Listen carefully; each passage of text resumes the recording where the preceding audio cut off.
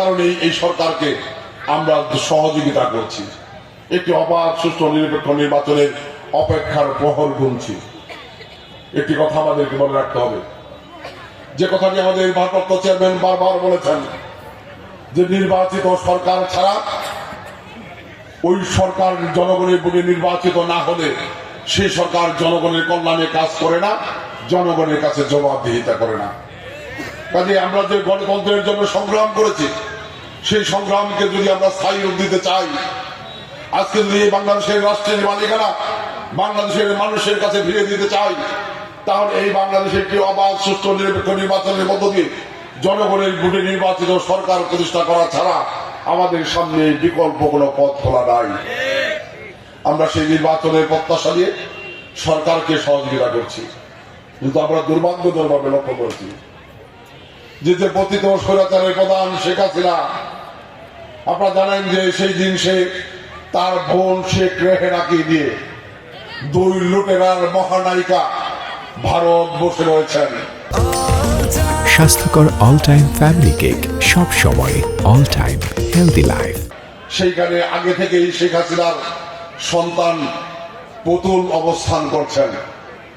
এই পলাতক তিন মহানায়িকা লুটেরা সম্রাট ভারত বসে আরামায়েশে লুটে টাকা দিয়ে খাচ্ছেন, আর বাংলাদেশের বিরুদ্ধে নতুন করে ষড়যন্ত্র শুরু করেছেন। আজকে শেখ হাসিনা মুক্ত বাংলাদেশ আমরা পেয়েছি। আওয়ামী লীগের অনেকেই পালিয়ে গিয়েছেন, অনেকেই আত্মগোপনে চলে গিয়েছেন।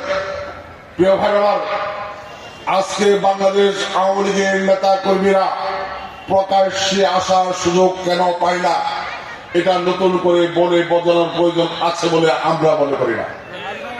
গত 17 বছরে এত লুটপাট করেছেন, এত অন্যায় অত্যাচার করেছেন, সাধারণ মানুষও তাদের সেই জুলুম নির্যাতন থেকে মুক্তি পায় নাই। যে কারণে আজকে আওয়ামী লীগের মতো একটি রাজনৈতিক দল পলাতকে গুপ্তচরের দলে পরিণত হয়েছে।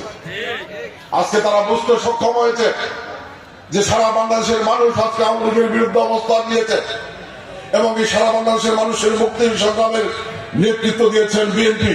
কাজে আজকে যদি বাংলাদেশে একটি অবাধ সুষ্ঠু নিরপেক্ষ নির্বাচন হয়, জনগণের ভোটে বিএনপি রাষ্ট্র ক্ষমতায় যাবে, এর মধ্যে বিন্দু মাত্র কোনো সন্দেহ নাই।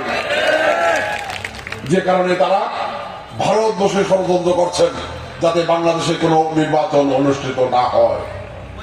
বাংলাদেশের নির্বাচনকে ধ্বংস করে দিয়ে, গণতান্ত্রিক প্রক্রিয়াকে ধ্বংস করে দিয়ে তারা আবার এই বাংলাদেশের ষড়যন্ত্র কায়েমের জন্য গভীর চক্রান্ত করছেন। প্রিয় ভাইরা, আমাদের নেতৃবৃন্দ আপনাদের সামনে বলেছেন, আমাদেরকে এই সময়টি সবচেয়ে বড় কঠিন সময় আমরা অতিক্রম করছি।